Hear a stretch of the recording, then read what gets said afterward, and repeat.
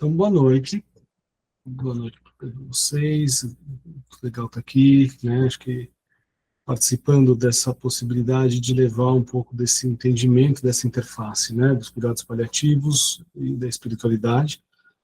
Esse é um tema que já me acompanha aí há 13 anos, né, desde a época aí da residência, da preceptoria de psiquiatria, e cada vez mais, acho que, né, estreitando essa relação, né,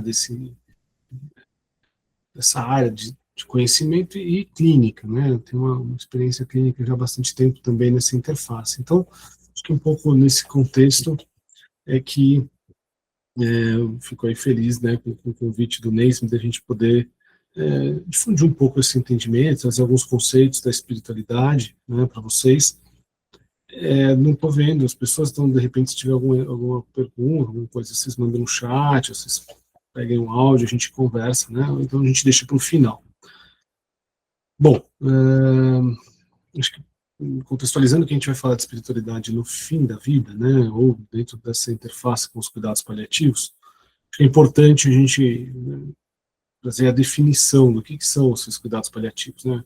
Digo isso porque, apesar de ser cada vez mais popular, muitas pessoas não têm esse treinamento, né, eu mesmo não tive esse treinamento na faculdade, na graduação de medicina, mesmo na residência, isso não era uma matéria, né, da minha residência médica, em psiquiatria aqui na USP, e hoje, né, hoje eu posso dar aula sobre isso para os residentes, né, então, psicopatologia da morte, do morrer, psicoterapia, né, conjugal, psiquiatria forense, mesmo na psiquiatria clínica, então, acho que hoje isso é possível de ser oferecido para os residentes, mas acho que é uma lacuna muito grande ainda, né, para a maioria dos profissionais de saúde. Então, trago aqui essa definição da Organização Mundial de Saúde, para que vocês possam, para a gente partir dessa mesma página, né?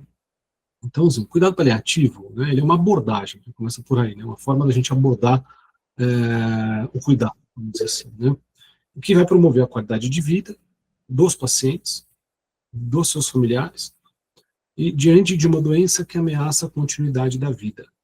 Veja que ele não fala de doença terminal, tá? Acho que isso é importante, né?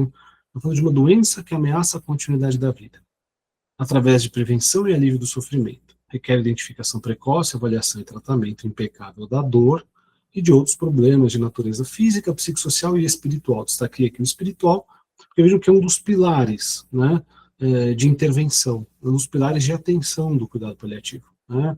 Então, quando a gente pensa de cuidar de uma pessoa que tem uma doença grave, a gente não está falando só de tratar dor física ou tratar algum sintoma de espinéia, falta de ar, né, náusea, vômito, diarreia.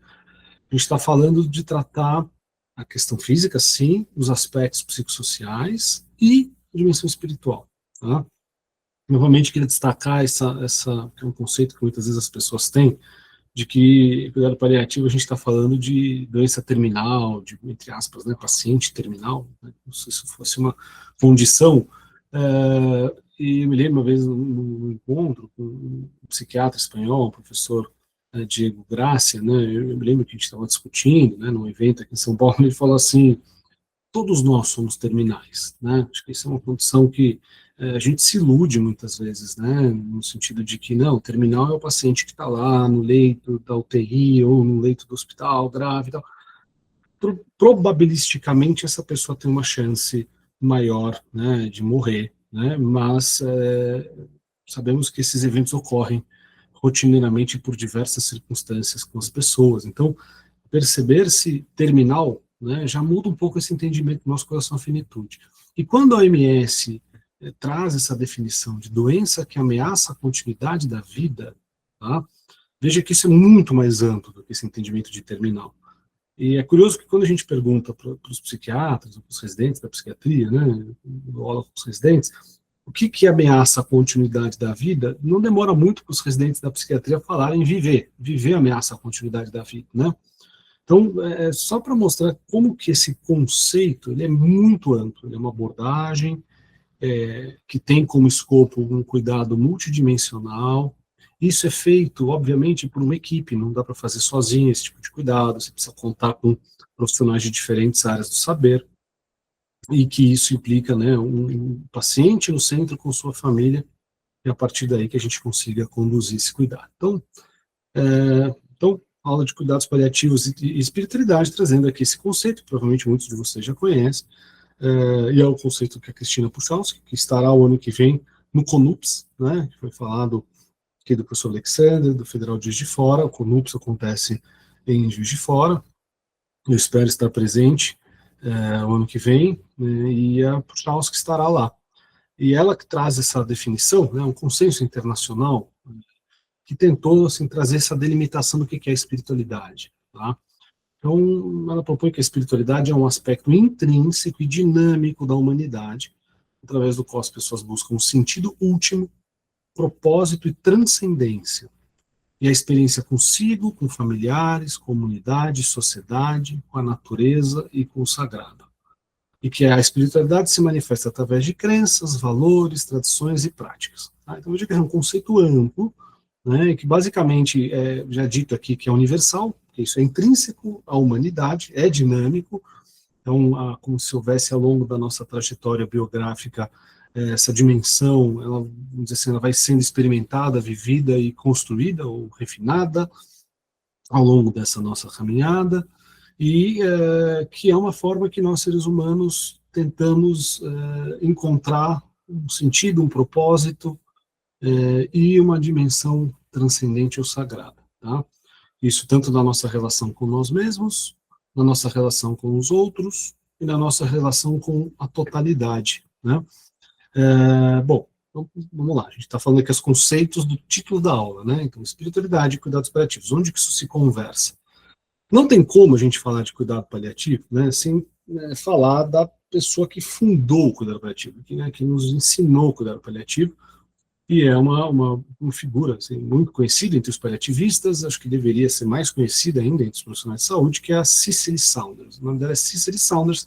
Este título honorário, né, Dame, ela recebe, né, na Inglaterra, depois do trabalho maravilhoso que ela fez ao longo da vida, exatamente nessa construção dos cuidados paliativos. Tá? Então, vou dizer para vocês alguns dados da Cicely Saunders. Ela nasceu na Inglaterra, no século passado, curiosamente, numa sociedade muito hierarquizada, e dentro da medicina sabemos que, né, até meados ali da segunda metade do século passado, poucas mulheres estudavam medicina. Né? A Cicely Saunders, então, ela, nessa trajetória acadêmica, ela se graduou em 3 cursos. Ela se graduou em enfermagem, depois ela tinha um problema nas costas, era uma mulher muito alta, né, então exigia muito os cuidados físicos ali com os pacientes, beira-leito, ela tinha ali um sofrimento muito grande com isso, ela tem dificuldade de exercer a enfermagem, né, da maneira que ela gostaria, né, e ela acaba indo, então, estudar serviço social ou assistência social, e depois, né, ela cursa medicina, em 1957. Ela fez 3 graduações, ela vai se especializando nesse cuidado de sintomas, principalmente dor, dentro de situações de terminalidade. Então, naquela época, ainda hoje, a gente ouve, né, muitas pessoas falando isso, né, assim, não tem mais o que fazer, né, assim, então esgotaram os recursos, deixa a pessoa morrer em casa, enfim, né, não tinha muito essa visão de que haveria ali grandes possibilidades de cuidado nesse momento. Ela é pioneira, visionária, e muito humanista, né, percebe essa demanda e se dedica a esse tipo de cuidado, fundando, 10 anos depois de se formar médica, St. Christopher's Hospice, que está na Inglaterra, e que até hoje existe e pratica cuidados paliativos, inclusive ensino e pesquisa, e ela se torna, então, essa pioneira no controle de dor, principalmente, cuidado compassivo, ensino e pesquisa em cuidados paliativos. Quem desenvolve esse movimento hospice, vamos chamar assim, né, que é essa disseminação desse conhecimento dos cuidados paliativos e dos espaços de cuidado para essas pessoas, ganha esse título da Sociedade Britânica, a partir do momento em que o Colégio Britânico de Medicina, né, reconhece os cuidados paliativos como especialidade, e ela tem 20 títulos honorários, tá, tanto na Inglaterra quanto no mundo afora. Então, assim, Cicely Saunders precisa passar por aqui, tem uma bibliografia extensa, eu vou citar algumas publicações para vocês, e algumas poucas passagens, claro, daria uma aula para a gente ficar uma aula inteira falando de Cicely Saunders. Tá? E aqui acho que é uma frase dela que eu gostaria de destacar, que acho que ilustra bem o que é o cuidado paliativo, né? Ela diz assim: quero que você sinta que me importo pelo fato de você ser você, que me importo até o último momento da sua vida, e faremos tudo que estiver ao nosso alcance, não somente para ajudá-la a morrer em paz, mas também para você viver até o dia de sua morte. Acho que isso daqui é muito importante, né? Porque muitas vezes é aquela coisa do cuidado paliativo, assim, agora é o cuidado paliativo, agora é a hora de ir para o cuidado paliativo. Como se fosse assim, a gente vai lá quase que fazer a extrema unção, né? Ou às vezes, né, os finalmente de um cuidado, e não é bem isso. Essa abordagem dos cuidados paliativos implica, né, muito mais do que ajudar a morrer bem, né? É a viver bem todos os dias até o momento da morte. Tá? Acho que ela deixa isso muito claro aqui. Doutor Henrique, Sim. desculpa te interromper.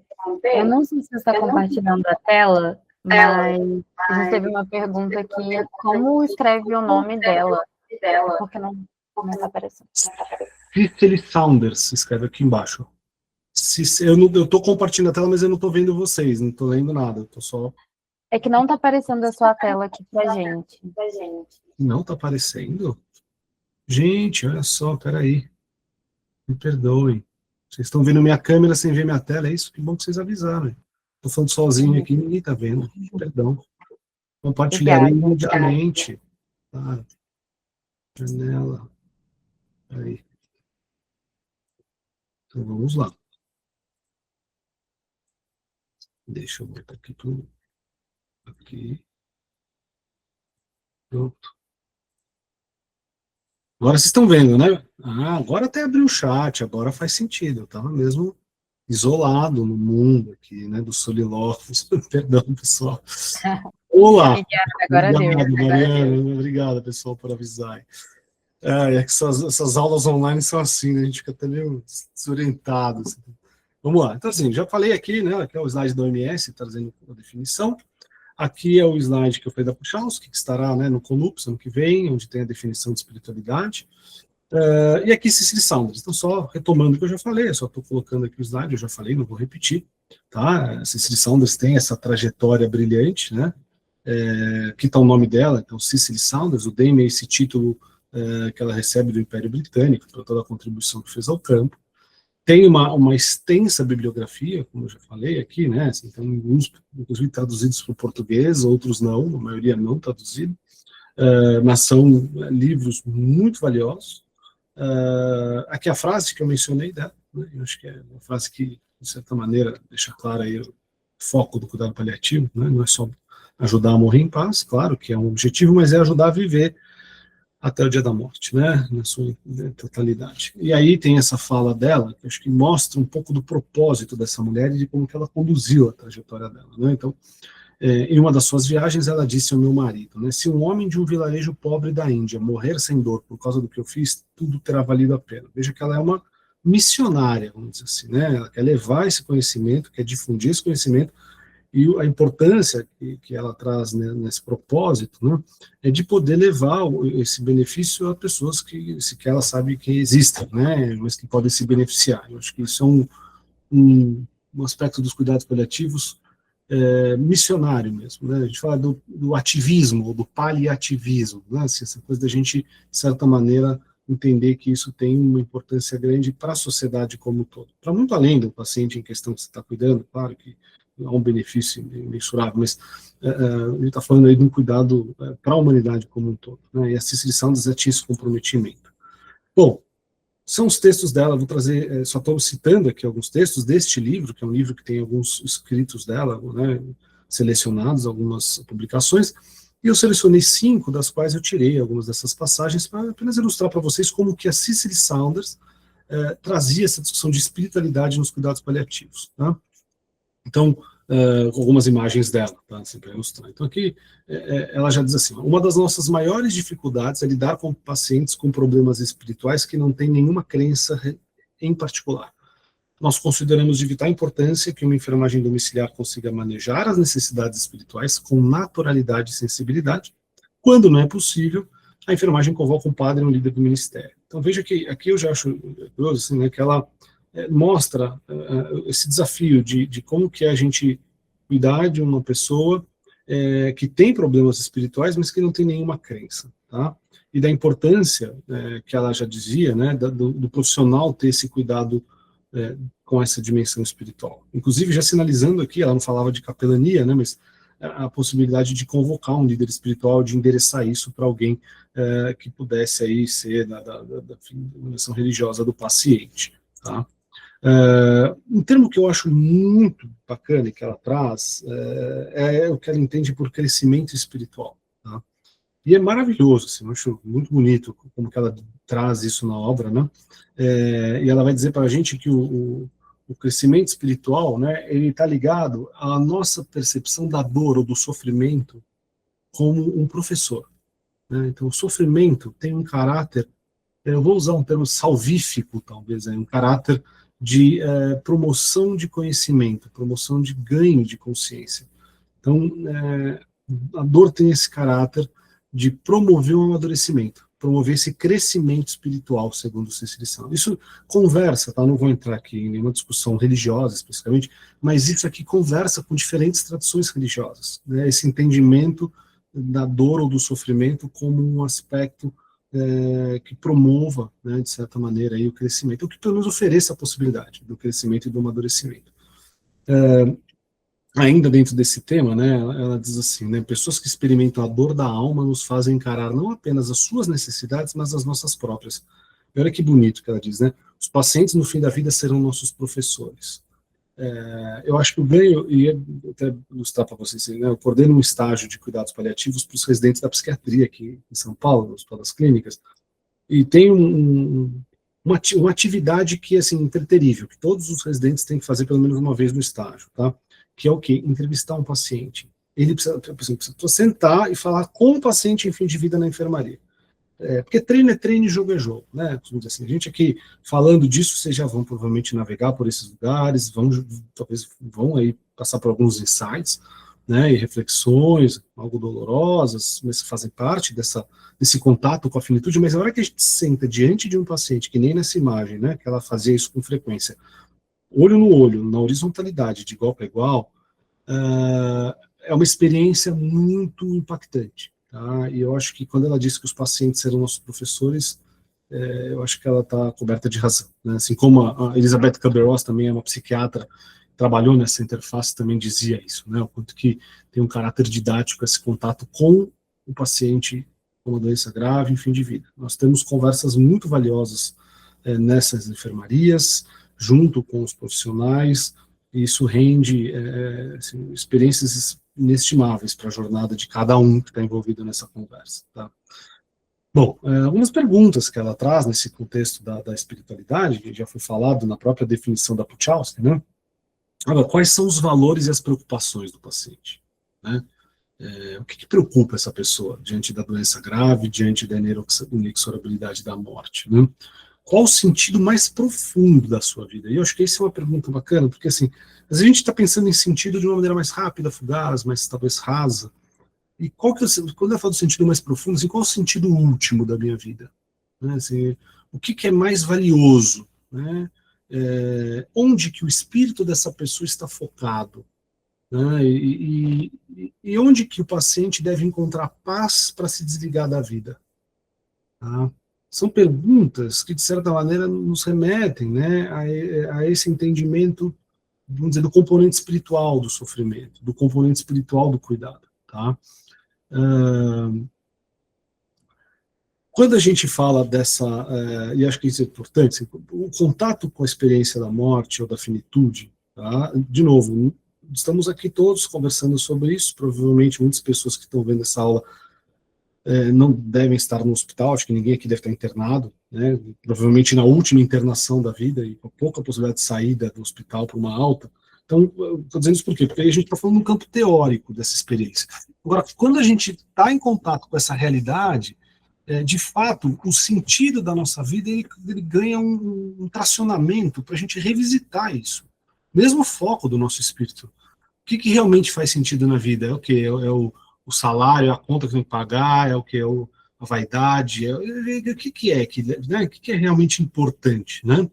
E muitos autores dos cuidados paliativos, dessa interface da psiquiatria, e a Cicely Saunders já trazia isso, essas perguntas elas nos remetem a esses aspectos, tá? Que estão lá na definição de espiritualidade da Pulchowski. Tá? Esse trecho aqui é de um prefácio de um livro que ela escreve, que é a coisa mais linda, para mim, assim, talvez um dos textos mais bonitos. Assim, né? Então, assim, nossos pacientes estão muito doentes e nós muito ocupados. Cuidar das suas necessidades físicas, elucidar sintomas, acolher a raiva, a angústia da família e a forma como o cuidado de enfermagem é feito pode atingir lugares escondidos. Apesar disso ser tudo que podemos oferecer para a dor espiritual, pode ser suficiente conforme nossos pacientes finalmente encaram a verdade do outro lado da morte. Nossa dor será menos difícil se pudermos continuar a nossa própria busca por sentido, aceitarmos nossa própria história e confiarmos no nosso lugar na criação como sendo bom. Vocês vão reparar que a Cicely, e é interessante, eu quis começar por aqui, porque acho que a gente, né, em um mundo de presentismos, onde a gente se esquece muitas vezes do passado, acho super importante a gente resgatar a origem, né, assim, os clássicos, que são sempre eternos. E eu acho que vocês vão ver que o que a Cicely Saunders está falando aqui, nos guidelines atuais, isso é preconizado. Tá? Basicamente, ela está dizendo que o contato com a finitude, o contato com o sofrimento espiritual do paciente, resgata nos profissionais o contato com a própria angústia diante da morte e a própria espiritualidade. Tá?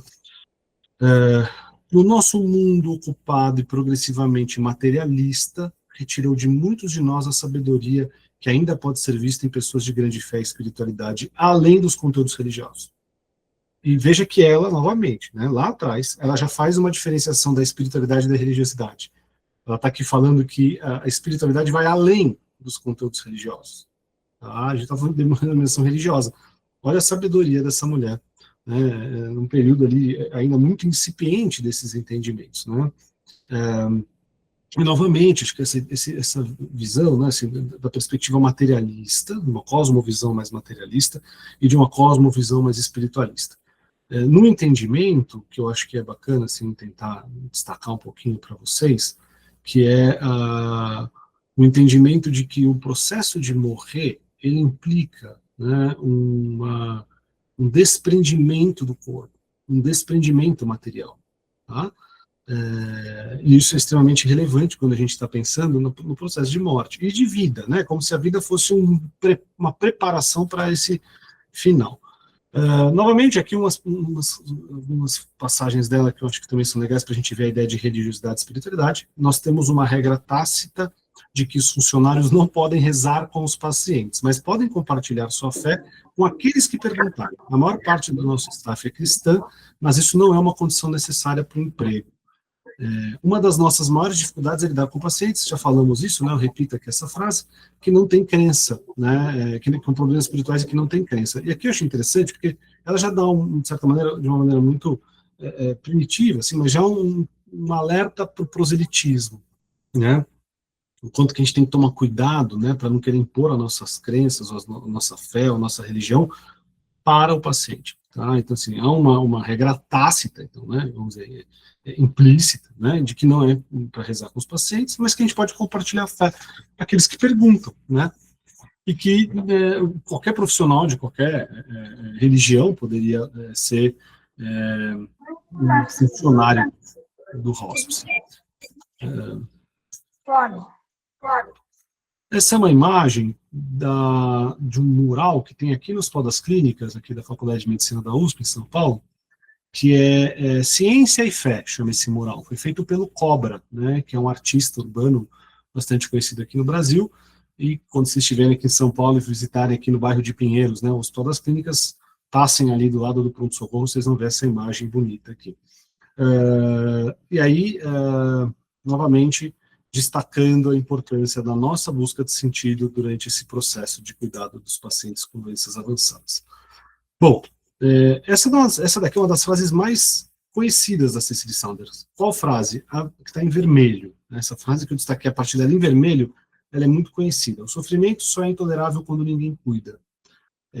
Mas eu queria destacar que essa frase dela está dentro de um contexto mais amplo, em que ela está falando exatamente do caráter didático da dor, do sofrimento, de como que é para nós profissionais de saúde estarmos diante de uma situação de grande sofrimento, onde a gente se sente algo impotente, e o que que isso tem de relação com a dimensão espiritual. Então, eu vou aqui ler, tá? Aqui, mais do que em qualquer lugar, importa que nós nos doemos com nossos comprimidos. O sofrimento mental é melhor ajudado pelo ouvinte genuíno. Apenas aqueles que realmente se importam e estão preparados para continuar visitando quando sentem que não tem nada para oferecer, se qualificarão para este papel. Este é o maior consolo, pois o sofrimento só é intolerável quando ninguém cuida. A primeira reação do homem às suas provações tende a ser a rebelião, mas isso pode passar e ser substituído pela aceitação e uma consciência mais profunda das realidades espirituais. De fato, o sofrimento frequentemente traz à tona o melhor da alma humana. Ah, então, assim, essa frase, para mim, ela tem uma profundidade imensa. E tanto para o profissional, que a gente fica nesse furor curantes de já ter que fazer alguma coisa, né, tentar fazer alguma coisa para aliviar aquela dor, aquela angústia, ou aquele sofrimento, e a gente sabe que vão ter situações em que a gente não vai ter o remédio, né? E ela já disse que a nossa doação, a nossa presença e a nossa compaixão, conseguindo tolerar essa nossa sensação de impotência, que a meu ver ela é muito contrastante com a onipotência que muitos têm, é a principal qualificação para esse papel de cuidado. Tá? E depois ela fala que diante das provações que um sofrimento, né, desse causa, depois de uma rebelião, de uma revolta, que faz parte desse processo até do luto, né, quando a gente estuda definição de luto, as fases do luto, esse processo dual do luto, depois, passada essa turbulência, digamos assim, vem uma aceitação e uma consciência mais profunda das realidades espirituais, e que o sofrimento frequentemente traz à tona o melhor da alma humana. Isso remete bastante ao que ela já falou lá atrás, né, eu mencionei esse caráter didático do sofrimento e da dor. Tá? E eu acho que isso é uma condição que, não só, obviamente, no fim da vida, mas o fim da vida, eu costumo dizer que é como se fosse a hora que você pede a conta, sabe? Que você está lá no restaurante, você pede a conta. Quando vem a conta, né, assim, vai vir tudo que está lá, tudo que você fez, tudo que você consumiu, tudo que aconteceu. E aí, o quanto que você dá conta de bancar aquilo ou não? Você vai ter que olhar para aquilo tudo. Isso, muitas vezes, pode trazer um grande sofrimento, pode trazer uma sensação de coerência, de paz, né? E aí, muitas vezes, relacionado a uma dimensão moral também, os valores, né, que é falado na dimensão espiritual, e como que isso se assenta ou se acomoda na experiência de terminalidade da vida. Ou aquilo pode gerar um grande sofrimento, né? Pode estar ligado a um grande desconforto, de olhar para essa conta, entre aspas, que chega, né, nesse momento, de passar a régua, vamos falar assim. Então, eu acho que esse caráter, vamos dizer assim, se a gente entender isso como algo que vai nos levar a uma dimensão de sofrimento, que eu já vou antecipar aqui uma coisa que eu acho que tem, que ela fala também, que isso é trazido em diferentes tradições religiosas, né, que vamos dizer, a via da libertação, da redenção, da transformação que o sofrimento traz é o amor. O amor é o elemento último dessa experiência. E ele é curativo, vamos dizer assim, terapêutico, quando experimentado, quando é possível chegar. E isso se faz muitas vezes no profissional de saúde, na relação profissional de saúde-paciente, pelo cuidado. Tá?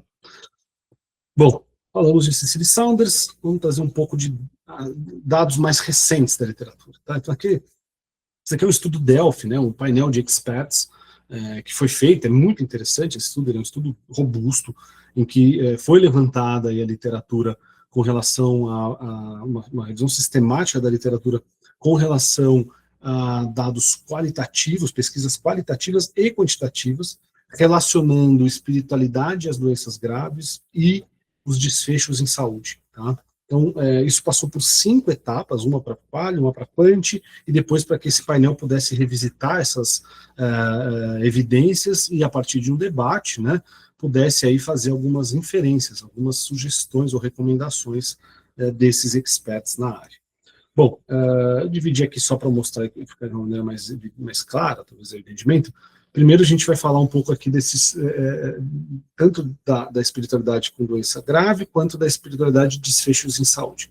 Então, quando a gente fala das doenças graves, a espiritualidade é importante para a maioria dos pacientes com doenças graves, tá? Quase 100%, a gente vai encontrar alguns relatos aí. Necessidades espirituais são frequentes em pacientes com doenças graves. O O cuidado espiritual é frequentemente desejado por pacientes com doenças graves. A espiritualidade pode influenciar as decisões médicas em doenças graves. As necessidades espirituais raramente são atendidas no cuidado médico. O cuidado espiritual é raro em pacientes com doenças graves. Oferta de cuidado espiritual está associada com melhores desfechos no fim de vida, e não oferecer cuidado espiritual está associado a pior qualidade de vida. Então, assim, os pacientes querem, os pacientes têm demanda, somos pouco treinados e pouco oferecemos esse cuidado no fim de vida em doença grave, tá? Mesmo sabendo que isso traria um impacto positivo nos desfechos de fim de vida. Outros dados aqui agora dessa segunda parte do estudo. A frequência em serviços religiosos espirituais está associada com menor mortalidade. Associação dose e resposta positiva entre a frequência em rituais religiosos e a menor mortalidade.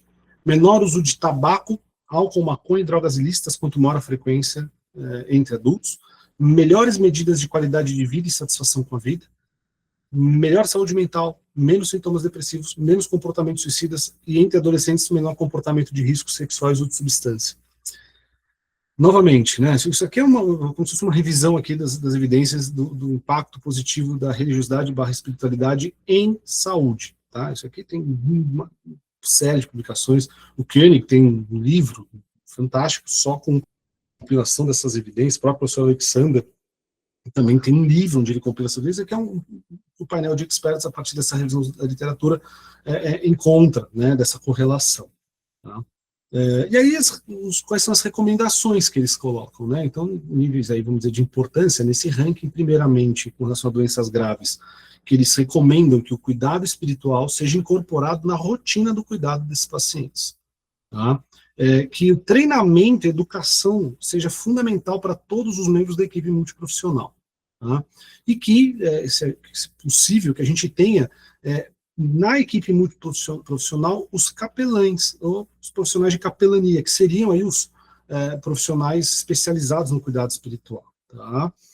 Quando a gente fala dos desfechos em saúde, acho que está evidente, né, o quanto que esse cuidado centrado no paciente e as abordagens baseadas em evidências mostram esse benefício, né, da religiosidade e espiritualidade no cuidado em saúde, que a gente tenha essa consciência cada vez maior de que a associação de religiosidade e espiritualidade tem um caráter protetivo para a saúde, tá? E reconhecer a espiritualidade como um fator social, né, que está associado à saúde, né, tanto no perspectiva aí das pesquisas, quanto das avaliações de comunidade, de implementação de programas sociais. Então, assim, isso daqui é um belíssimo artigo que já resume bastante as evidências positivas da espiritualidade e religiosidade em saúde, e claro que aqui tem esse adendo, né, essa especificidade para pessoas que têm doenças graves. Tá? Aqui, obviamente, que a gente, mais para ilustrar para vocês, né, possibilidades, aqui uma revisão sistemática, né, considerada aí, que a gente tem de possibilidades, tanto de avaliação, quanto de screening, né, de triagem, avaliação, e intervenções em cuidado espiritual, tá? Quando a gente fala de cuidados paliativos, tá? Aqui é só para ilustrar, ele divide aqui nessas intervenções em alguns grupos. Então, as intervenções psicoterapêuticas, eu vou falar de uma especificamente, obviamente que isso deve ser uma aula para a gente fazer isso, né, tem treinamentos, né, tem oficinas, né, e treinamentos só dessas psicoterapias, tá? Vou destacar aqui a terapia centrada no sentido e a terapia da dignidade, e eu tenho o CALM, né, o Managing Cancer Living Meaningfully, que também é um modelo de psicoterapia especializado aí em cuidados paliativos, e que tem benefício no sofrimento espiritual. Intervenções de revisão biográfica, tá? Então a terapia da dignidade está aqui destacada, do professor, que é o psiquiatra canadense, o Harvey Chochinov. As intervenções multiprofissionais ou multidisciplinares em cuidados paliativos, então acho que isso é super importante, porque lembrando que o cuidado ele é feito em equipe, e esse treinamento é importante que possa ser feito para toda a equipe, para que todos possam fazer essa intervenção. Intervenções diretas do cuidado espiritual, existem algumas ferramentas, né, possíveis para a gente já focar direto no cuidado espiritual, e aí intervenções mente-corpo, acho que isso é interessante, né, como que a gente está falando quando a gente fala de cuidado espiritual, isso implica também, né, a possibilidade de a gente ter intervenções, vamos dizer assim, somatopsicológicas, tá? Então, mindfulness, meditação guiada, massagem, né, são técnicas que trazem bem-estar e benefício espiritual. Aqui eu vou fazer só um adendo, que acho que não tem como a gente prescindir disso. A própria Cecily Saunders cita Nietzsche, né? Então, assim, esses autores da filosofia existencialista, eles permeiam muitos conceitos e muitas intervenções em cuidados paliativos. Há, inclusive, um artigo da da IAPC, European Association of Palliative Care, em que eles questionam, né, eles mencionam no artigo que foi questionada a possibilidade de substituir o termo sofrimento espiritual por sofrimento existencial, tá? E esse aqui eu trago um artigo, né, do Journal of Palliative Medicine, um artigo mais antigo, mas eu acho interessante porque ele diz o seguinte: todo sofrimento espiritual é um subtipo de sofrimento existencial, mas não o inverso. E que se eu abordo o sofrimento existencial como o sofrimento espiritual, pode ser um problema. Isso daqui daí é uma bela discussão, tá? Assim, acho que eu tive a possibilidade, estive 4 vezes em Nova York treinando a terapia centrada no sentido, que eu vou mostrar para vocês, que é uma psicoterapia que foi estruturada e desenvolvida para cuidado de pacientes com câncer avançado, tá? Com prognóstico de em torno de 6 meses, né? As pesquisas limitavam a esse prognóstico, e que tem uma base existencialista muito sólida, e é interessante, é uma psicoterapia de base existencialista que melhora o bem-estar espiritual. Então veja que essa fronteira psicoexistencial, psicoespiritual, ela de fato há uma grande sobreposição, mesmo quando a gente pensa em definição do próprio sofrimento existencial. A EAPC ela vai dizer que assim, propuseram essa mudança, mas eles se mantiveram firmes. Não, é sofrimento espiritual, a gente não vai misturar isso. Então, e aqui nesse artigo ele vai dizer que como se o sofrimento existencial, essa definição, ela engloba o sofrimento espiritual. Mas nem todo sofrimento espiritual é existencial. Tá? Então a gente tem que tomar esse cuidado, acho que isso é importante desse artigo. E aqui, trazendo basicamente, eu ponho nessa tabela os 4 pilares, vamos dizer assim, do sofrimento existencial, né, que implica os domínios da mortalidade, da morte, o contato com a morte, a finitude. Então essa consciência da inevitabilidade da morte, e essa vontade de não morrer, de permanecer vivo, isso leva a muita ansiedade, ansiedade de morte, o death anxiety, que é um conceito também trazido aí por autores existencialistas como Kierkegaard, por exemplo, né, e que isso gera muitas angústias e ansiedade de separação, né, medo de se desligar das pessoas que a gente ama, está ligado ao sofrimento existencial. No pilar, né, da liberdade, a gente está falando dos arrependimentos, digamos assim, né, de situações que limitam a nossa autonomia, e que a gente vai, como eu falei, dar conta que chega no final. A gente vai ter que olhar e falar, bom, que coisas que eu fiz e que eu me arrependo, que coisas que eu não fiz e gostaria de fazer. Isso muitas vezes traz muito sofrimento para as pessoas, né? E obviamente que isso vai levar muitas vezes a conflitos não resolvidos, situações que a pessoa gostaria de tentar, despedidas e conciliações e tal. Isso permeia muitas vezes sofrimento no campo da liberdade. Tá? O sentido e o propósito, então a dificuldade de encontrar sentido na vida a despeito da realidade universal da morte. Então é esse paradoxo existencial, né? Então, assim, a gente busca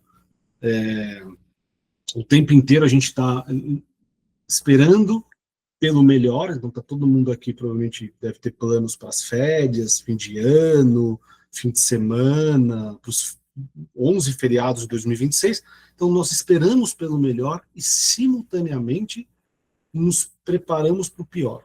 Isso é um paradoxo existencial e que para o psiquismo é muito desafiador, ter que sustentar essa tensão de que eu estou morrendo, eu posso morrer, posso não ter, né, nem fim de semana, assim como ao mesmo tempo eu estou fazendo projetos, né, isso é um campo de grande sofrimento, tá?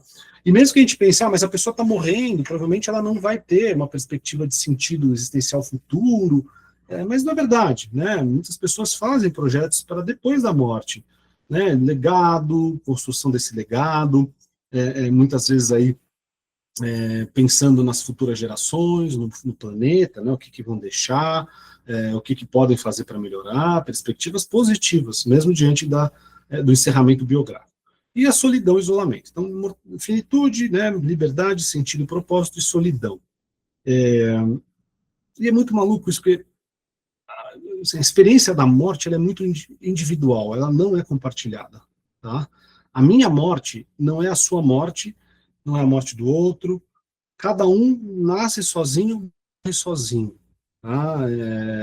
Por mais que a gente queira sentar junto, estar ao lado, podemos nos conectar de uma maneira empática, com compaixão, mas a experiência última da morte, ela não é compartilhada.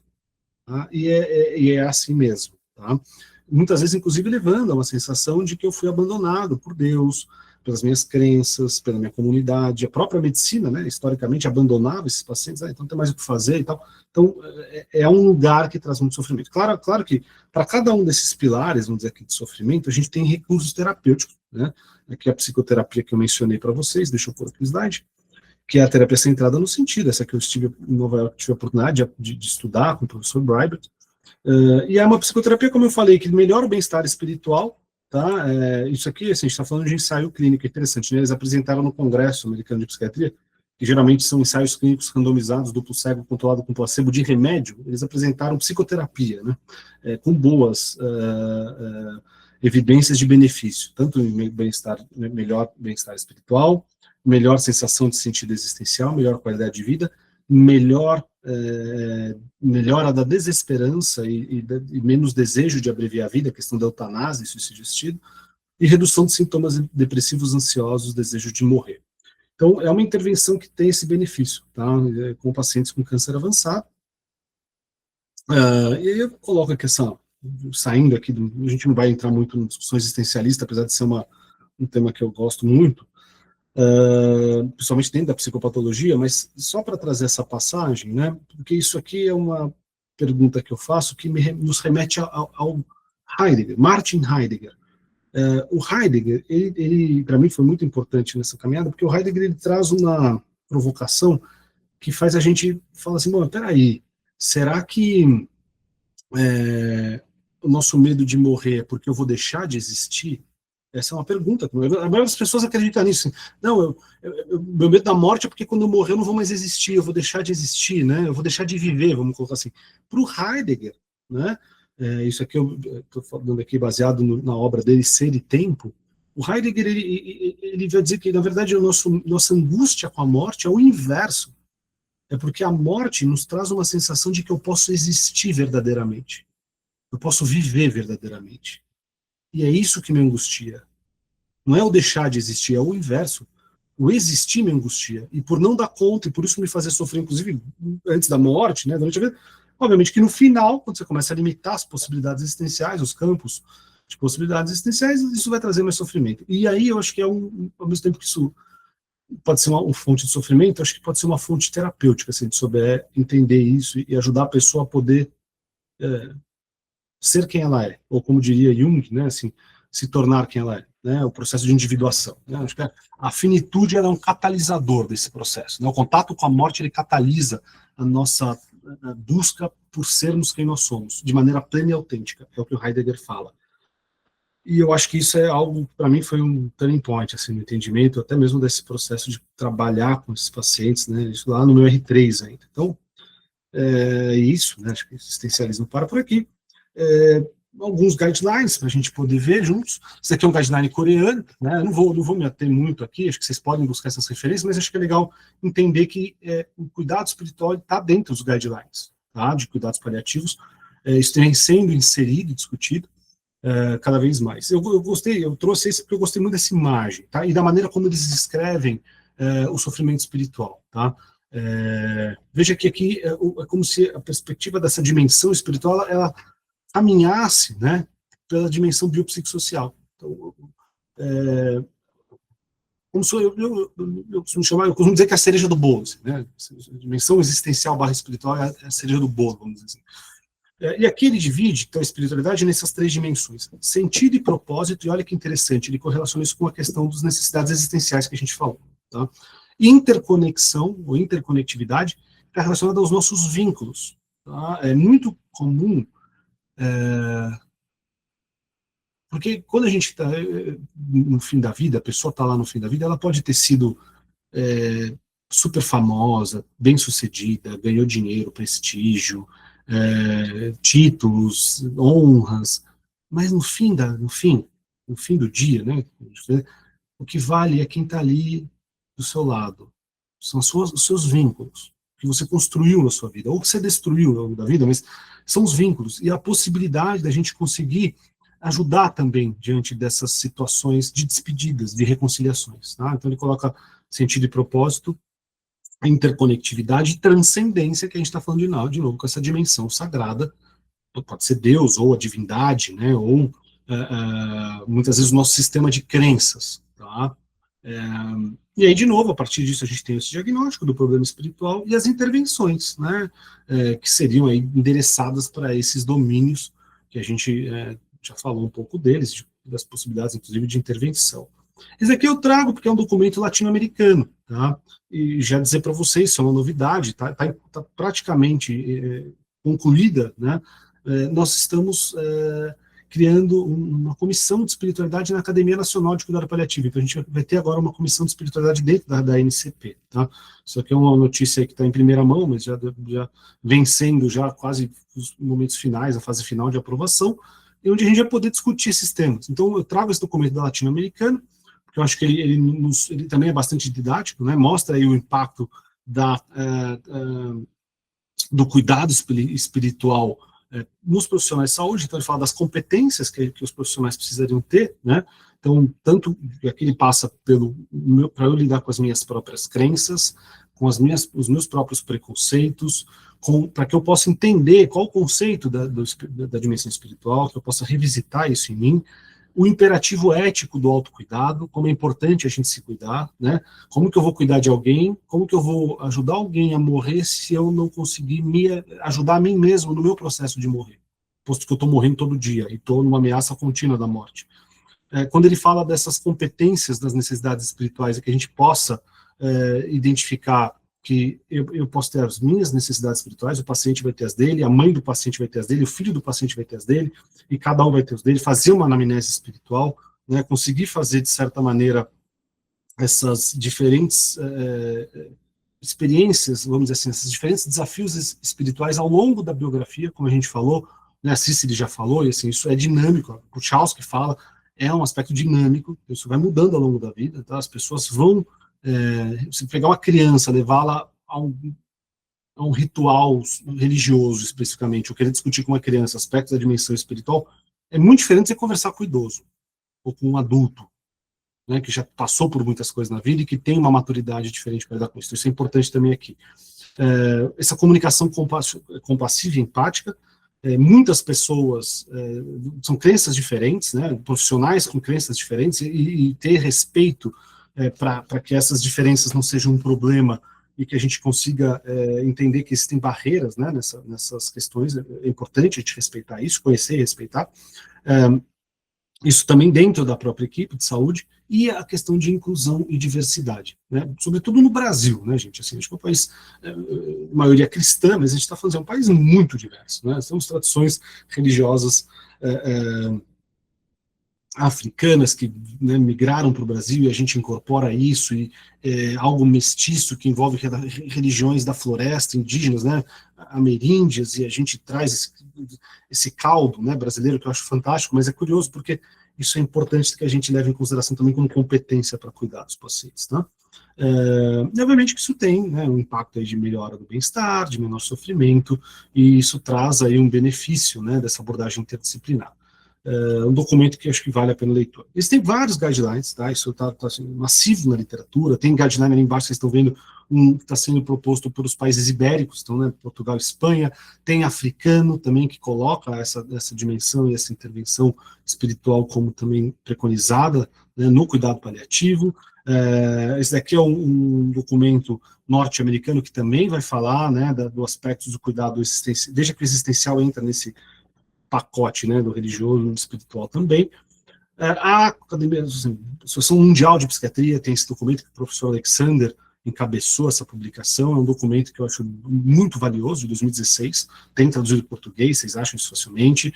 Temos guidelines da Associação Americana de Psiquiatria, da Associação Britânica de Psiquiatria, documentos que vão cada vez mais dentro da psiquiatria dessa interface, mostrando a importância da espiritualidade e da religiosidade. A Associação Brasileira de Psiquiatria tem em conta com uma comissão de estudos, da qual eu faço parte, junto aqui, como já foi falado, do professor Alexander, que já coordenou esse comitê. Hoje quem coordena é o Bruno Paz, nosso colega aí de Porto Alegre. Tem um time de pessoas muito, muito incríveis aí, colaborando com essas discussões e com esses avanços na psiquiatria e espiritualidade.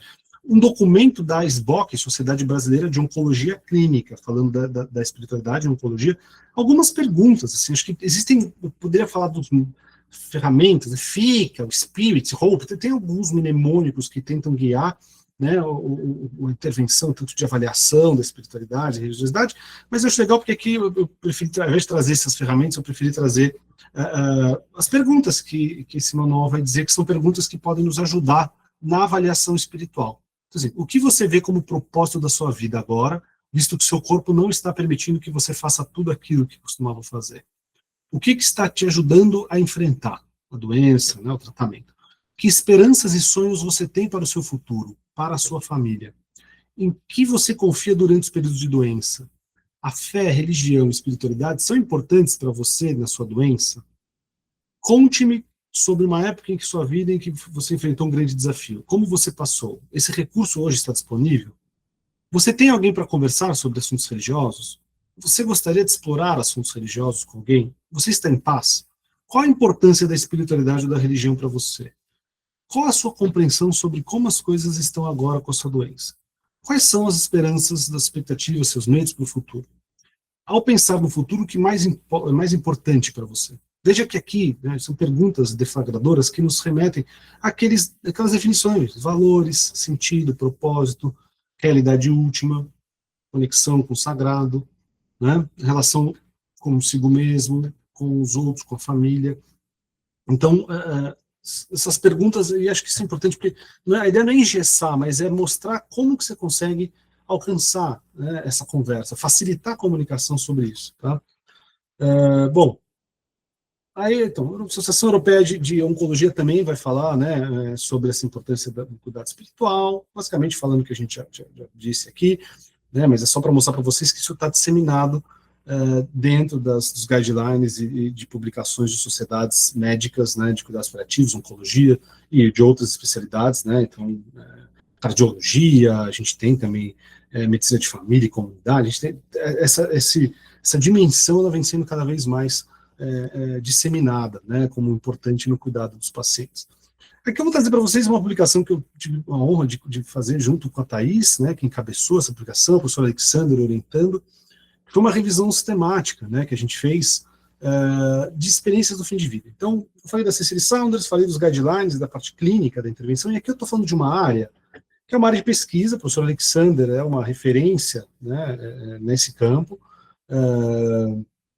já encabeça essas discussões há muito tempo, há um certo tempo aí a Thaís, né, vem na orientação do professor Alexander. Hoje ela está em Nova York, em Buffalo, desenvolvendo um trabalho magnífico. Thaís é uma pessoa super especial, querida, e fizemos essa publicação que basicamente foi avaliar, né, essas experiências do fim de vida, no processo de... O que são as experiências do fim de vida? E aí, veja, tem várias nomenclaturas aqui nessa tabela, tá? Só para a gente ver. São visões do leito de morte, experiências do leito de morte, lucidez paradoxal, tá? Fenômenos do leito de morte, comunicações do leito de morte, sonhos e visões do leito de morte, aparições, fenômenos não usuais do fim de vida, percepções não usuais do fim de vida, experiências de aproximação da morte, né, que não dá para falar que é EQM, né, experiência de quase morte, porque no caso aqui a pessoa morre, né, EQM a pessoa quase morre, né, ela volta. Então, mas nomenclatura Near Death Experience vai entrar também, essas experiências compartilhadas, né, do leito de morte ou sobre a morte, coincidências do leito de morte, experiências transcendentes, né, sobre a morte, experiências sensoriais relacionadas à morte. Então, são várias nomenclaturas, tá, que aparecem na literatura, nos remetendo a esses eventos de transpessoais, né, vamos chamar assim, e eles são extremamente frequentes. Tá? prevalência de experiências de end-of-life experiences, né, variou de 50% a 90% em cuidados paliativos, mais do que quando a gente fala de profissionais ou pacientes que não estão em cuidados paliativos. É mais frequente em cuidados paliativos. As mais frequentes foram sonhos e visões do leito de morte, muitas vezes com parentes ou amigos falecidos, né, que estão uma experiência nesses sonhos que é uma preparação para uma jornada, para uma mudança, para uma nova vida, para um novo lugar, e fenômenos transpessoais. Tá? Então, alteração de funcionamento de aparelhos eletrônicos, uma luz ou névoa que pode aparecer, mudança de comportamento de animais, e algumas experiências de sentido final. Né? Sabe, vocês já devem ter visto, sabe? A pessoa estava, entre aspas, esperando chegar aquela visita e ela morre depois de chegar a visita, sabe? Ela queria resolver aquilo, fazer aquilo antes de morrer, ela consegue entender aquilo e ela morre. Então, esses eventos, eles são extremamente frequentes, a maioria das vezes tem impacto positivo, né, nos pacientes, nos familiares e na equipe de saúde. Existe a possibilidade de impacto negativo, claro, dessas experiências, não é o mais comum, mas pode acontecer, geralmente ligado a traumas passados, questões inacabadas, e os profissionais, eles têm receio de exporem suas vivências, isso é muito comum, né? Vou ser julgado, vão achar que eu sou maluco. Eu brinco que quando a gente é psiquiatra, a gente já não tem mais medo de achar que a gente é maluco, porque o pessoal já tem certeza que a gente é maluco. E a gente fica mais à vontade, eu fico mais à vontade, falando, acho que conforme eu vou estudando esse campo, eu fico mais à vontade para falar também. E a necessidade de treinamento, esse é o desafio. Daí que a gente está aqui falando do MEIS, a gente está falando dessas iniciativas de treinamento, a gente está aqui com uma aula gratuita, mas é importante a gente poder disseminar, oferecer esse tipo de formação, óbvio que tem a formação mais especializada, mais completa, mas disseminar isso na população, né, de maneira geral, e nos profissionais de saúde. Esse artigo está aberto, ele é de domínio público, tá? Então vocês conseguem baixá-lo. Esse é um livro muito bom, de um psicólogo, professor de psicologia canadense, né, onde ele vai falar também da morte como um estado alterado de consciência. Tá? Ele é um pesquisador da área da consciência e da morte. Ele vai falar aqui nesse livro dos fenômenos do leito de morte, comunicação após a morte, mediunidade, transcomunicação instrumental, fenômenos, enfim.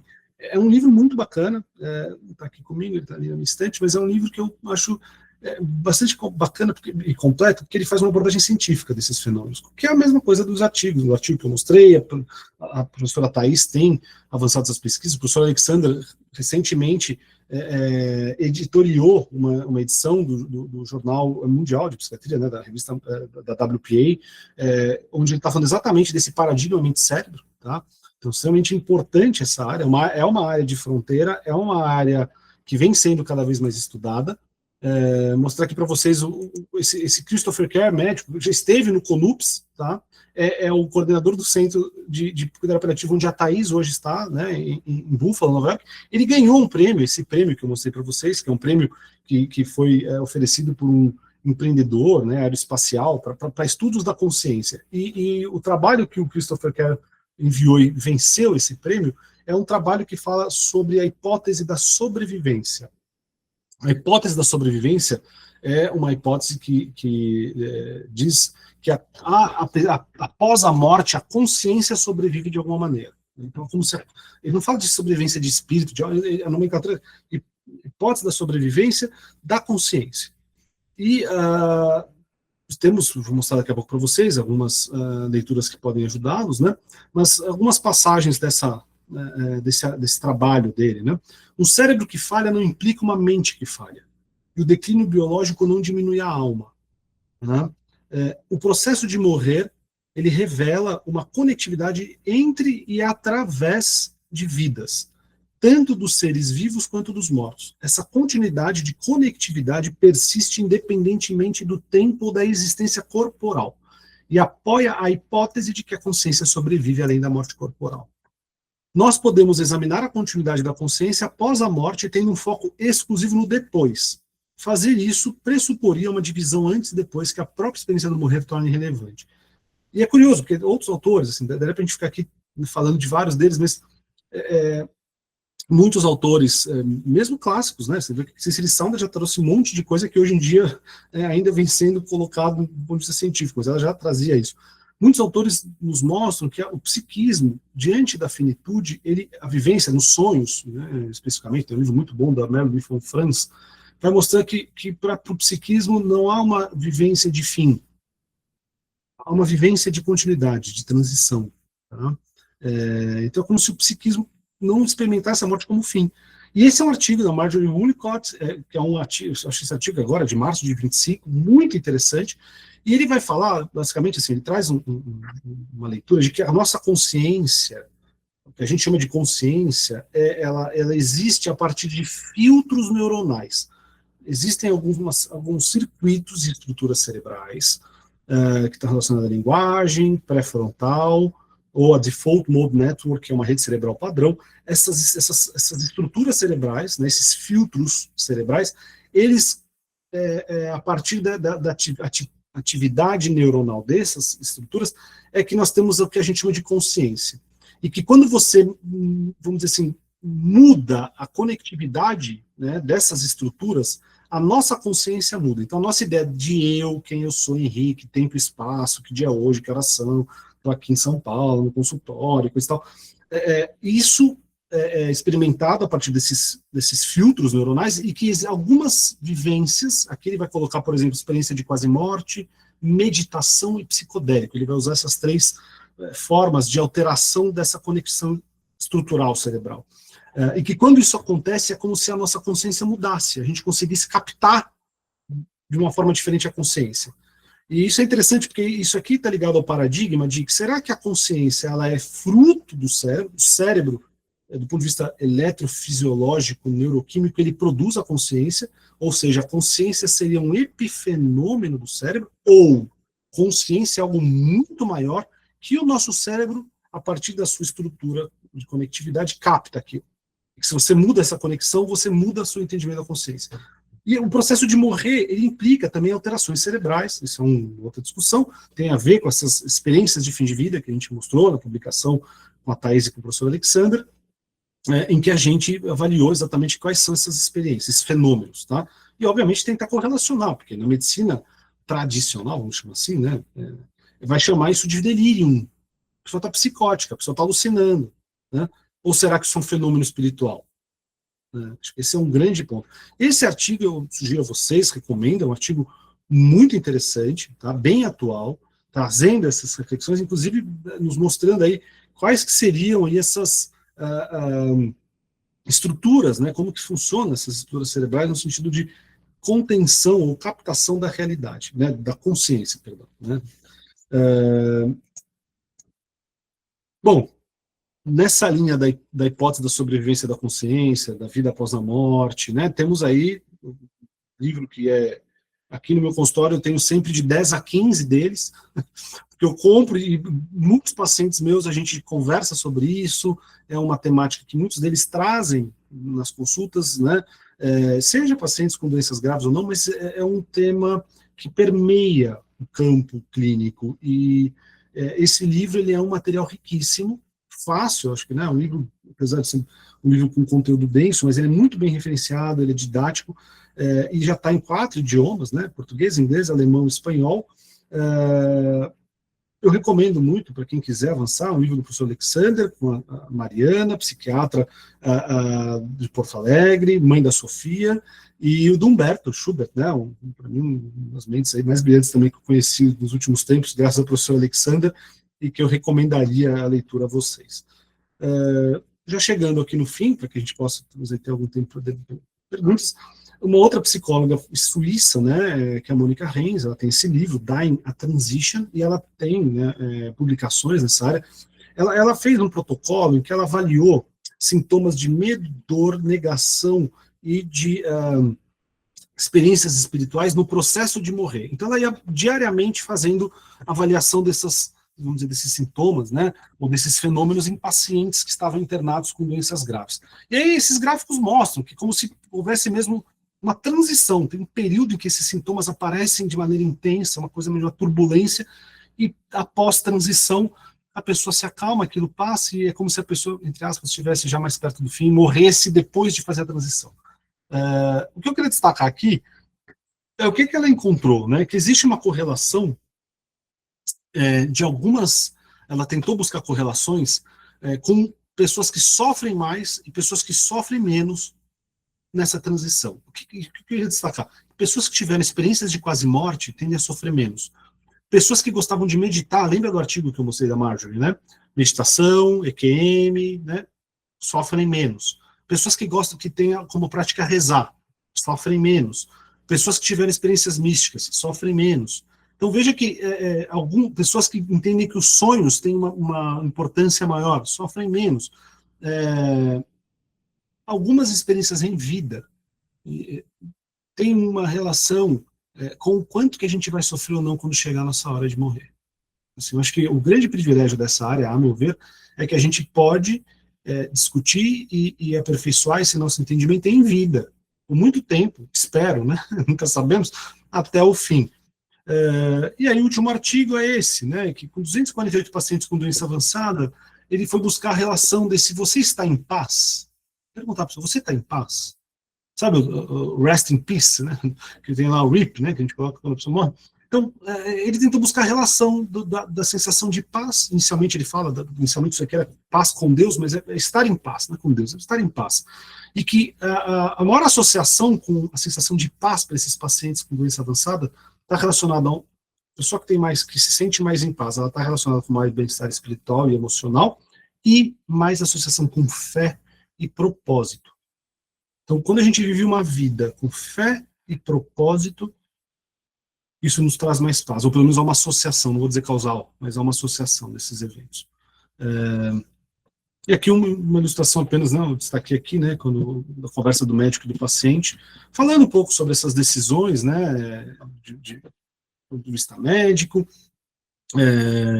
e aí o paciente diz para ele, considerando, né, que eu sou aonde eu sou, eu acho que eu fiz as melhores escolhas que eu pude. E estar em paz, aqui eu trago um pouco do entendimento que eu tenho, da experiência clínica e dessa literatura que eu mostrei, eu acho que traz uma experiência de coerência. Coerência moral, coerência do meu entendimento da vida com as minhas ações, com o que eu construí em vida. E isso está relacionado a um bem-estar. Tá? Entendendo que o sofrimento é inerente, é didático, é um professor que pode nos ajudar a aperfeiçoar e a crescer espiritualmente, alguns desses estados. Então, eu encerro por aqui, com essa frase do Monastério de São Paulo: se você morrer antes de morrer, então quando morrer não vai morrer. Eu gosto muito dessa frase. Né? Então, meio confuso, vou ler de novo. Se você morrer antes de morrer, então quando morrer não vai morrer. No sentido de que esses processos de morte e renascimento, né, simbólicos, eles estão relacionados a uma nova maneira da gente lidar com a vida, tá? E de a gente lidar, obviamente, também com a morte. Então, eu encerro aqui, tem aqui um Instagram, um e-mail, se você mandar alguma dúvida, enfim, né, que possa trocar, o professor Alexandre, o pessoal do Neisne, né, são queridos amigos, a gente está perto, né, no ano que vem estaremos em Juiz de Fora, né, se eu não morrer até lá, espero estar lá, mas é isso aí, pessoal.